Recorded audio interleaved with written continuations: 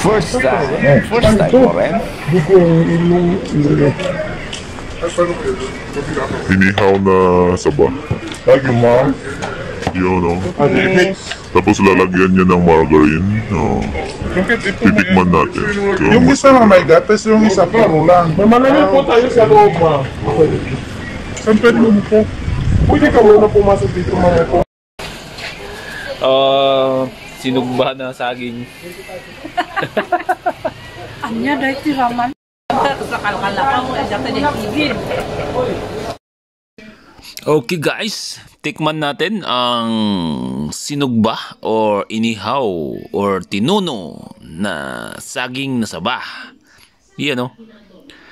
Parang barbecue lang na iniihaw yung saging na saba. Kaya tikman natin guys kung anong lasa.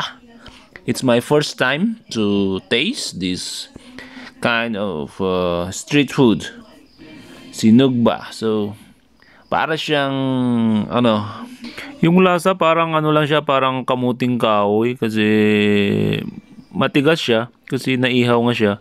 Hindi siya parang, sa akin pag i-grade ko siya mga 6 lang siguro kasi parang naging dry lalo yung saging kasi dahil sa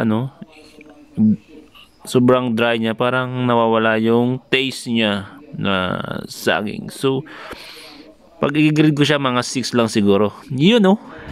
Ikaw guys, natikman mo na ba yung sinugba na saba? So pag-comment lang sa baba guys kung anong taste niya para sa'yo.